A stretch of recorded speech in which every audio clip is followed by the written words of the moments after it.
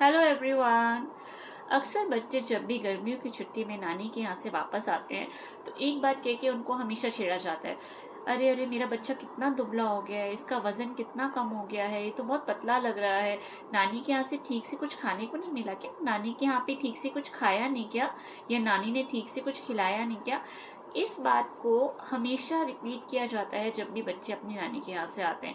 और एक बहुत बड़ा टोंट होता है उसकी माँ के लिए। एक तरह से आप इनडायरेक्टली या तो इंसल्ट कर रहे हैं या आप कहीं इनसिक्योर होते हैं कि अपने ननिहाल का होके ना रह जाए। वहाँ से आने के बाद जब बच्चे या उसकी माँ तारीफ करते हैं तो या तो कहीं ना कहीं वो बस बर्दाश्त नहीं होता सोसाइटी में, कहीं पीछे से वो भी किसी की नानी लगते हैं। पर हाँ, एक जो टाइटल होता है उनके पास दादी होने का और एक जो हक होता है उसको जब खुद के पोतों पे या पोती पे उनको दर्शाना होता है तो उससे यही हक से और यही प्यार से जता के उसको बोलते हैं कि मेरा बच्चा तो कितना दुबला हो गया, कितना पतला हो गया, एक इनसिक्योरिटी महसूस होती है।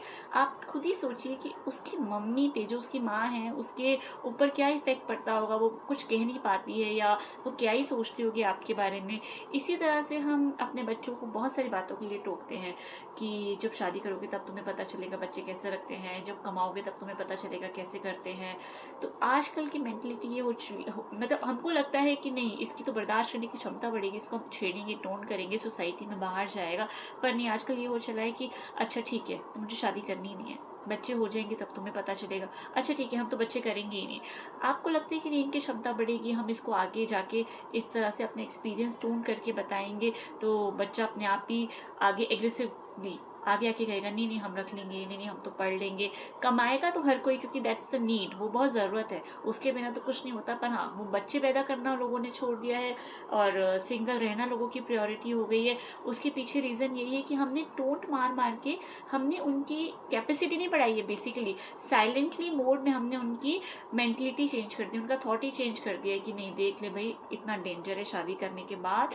अब आपको लगता है कि आप उसको उकसा रहे हो या आप उसको ताना मार रहे हो कि यू आर कैपेबल, आपके अंदर बहुत क्षमता है। कई केसेस में बहुत अच्छा भी होता है, पर जनरली आजकल यही देखने को मिलता है कि लोग शादी नहीं करना पसंद करते हैं। और अगर शादी कर रहे हैं तो बच्चे पैदा करना पसंद नहीं करते, दे डोंट वांट किड्स, अकेले रहना पसंद है, कपल लाइफ एंजॉय करनी है, कपल ट्रैवल करना है या सोलो रहना है या सोलो ट्रैवल करना है। आजकल का ये ट्रेंड चला है। अगर आपको ये लगता है कहीं ना कहीं कि हमारे टोंट मारने से बच्चे को आगे जाके चेंजेस देखने को मिलेंगे, नहीं, तो आप गलत है।